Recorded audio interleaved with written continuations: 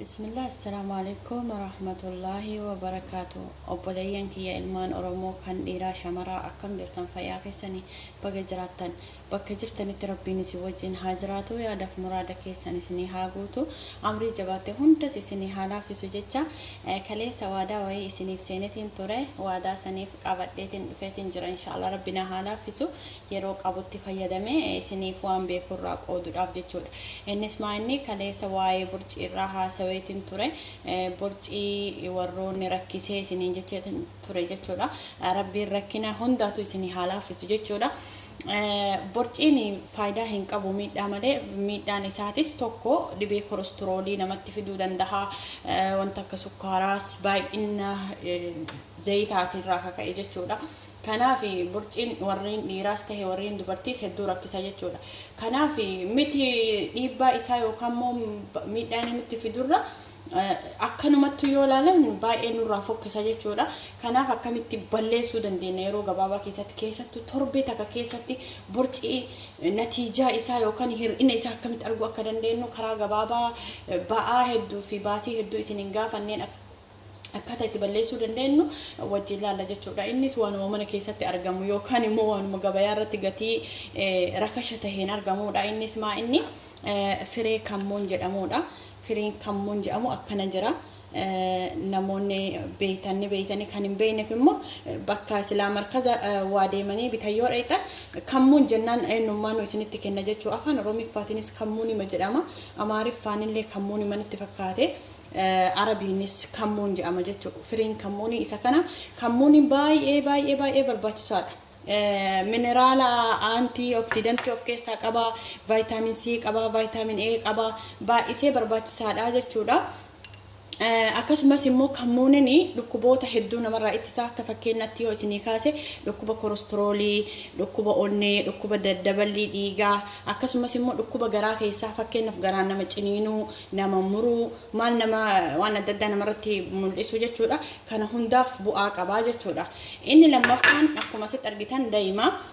Daa'imnis mineraala hedduu of keessaa qaba, faayidaas hedduu of keessaa qaba jechuudha. Akkaataa amantaatiin illee tahee akkaataa barnoota idileetinis faayidaa guddaa qaba jechuudha. Warri daa'ima noormaalii akkanaa yookaan orjinaala qabdanis orjinaala kan hin qabnes kama biyyoota ambaa keessatti argattan fayyadamtanii daa'imatti fayyadamuudha jechuudha. Inni sadaffaan immoo loomii yookaan dhugoo jenna akka biyya keenyatti dhugoo yookaan loomiidha. Akkuma argitan namni hin beekne hin jiru. Citric acid vitamin C of keessaa qabdi. Isileen barbaachisa. Inni afuraffaan bishaanii akkasumas meeshaa itti hojjetan jechuudha. Karaa salphaa ta'een wanti baay'ee nama gaafatu hin jiru. Kammoona kana hin danfifna. Bishaan itti goonee jechuudha. Fakkeenyaaf fal'aana nyaataa tokko yoo itti gootan gahaadha. Bishaan burcuqqoo tokko fakkeenyaaf itti gochuu hin dandeettani. Bishaan burcuqqoo tokko itti gootanii san booda feetan isin daa'imaa fi loomii dhumarratti gochuu dandeettan. An fakkeenyaaf daa'ima biyyaa yookaan immoo daa'ima noormaala waan ta'eef wajjin danfisuu fedha. Fal'aanaa tokkotti godha.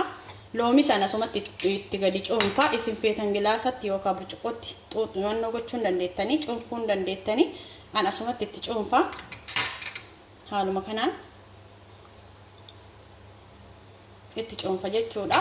Achi booda bishaan kana waliin dhahee jechuudha. Haala kanaan sukkaras fayyadamuu hin dandeettan rakkoon qabu warroonni hin qabne daa'ima sukkaras fayyadamuu hin dandeettanii haala kanaan eegasii ibidda gubbaa keenne danfifna. Eega danfifne booda yeroo nuti dhugnu yeroo garaa qullaati. Garaa qullaa keessattuu ganama jechuudha. Galgalas yoo iraata odoo nyaatii yoo kalaaqan osoo hin eenyu irbaata odoo hin nyaatin jechuudha. Duratti dhuydanii sa'a lamaaf turuu dandeettanii baay'ee barbaachisaadha jechuudha. Yeroo gabaabaa keessatti borcii warroonni dubartiis warri dhiiraas fayyadama. Hedduu barbaachisaadha fayyummaa keenyaafis jechuudha.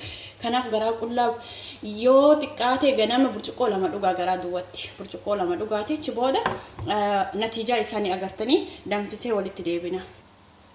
Akkuma argaa jirtan obboleeyyan kiyyaa qopheessatiin jira.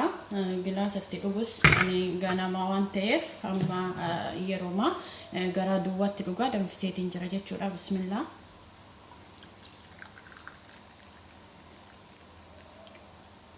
Xiqqaate kana lama dhuga jechuudha guyyatti yeroo maraa ganama garaa qullatti jechuudha. Kana lama dhugaa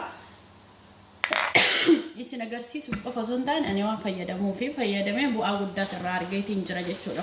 Fayyaa kiyyaafis baay'ee bu'aa guddaa argee jira. Dhiifama. Bu'aa guddaa arge keessattuu ni kolesteroolii qaba jechuudha. Kolesteroolii haaluma salphaa ta'een ofirraa balleessitiin jira alhamdulillahi rabbil aalamiin. Kanaaf eenyummaa nu fayyadama. Fayyummaa keessan irratti dhiibbaan akka uumamne isiniin jechuu barbaadeeti. Inshaallah fayyaan faaya rabbiin fayyaa isinii haa kennu. Ka dhukkubsate nu haa fayyisu. Ka fayyaa qabu umrii nu haa dheeressu. Fayyaa isaarra nu haa tursiisu isiniin jedha inshaallah. Yoo isin gammachiise akka viidiyoo biraallee isinii waraabuuf jabina naaf kenna yookaan immoo ergaa dabalataas barumsa dabalataas dogongora ani asirratti qabus naaf sirreessaa isiniin ja'a. Wassalaamu alaikum warahmatullahi wabarakaatuh fi amaanillah.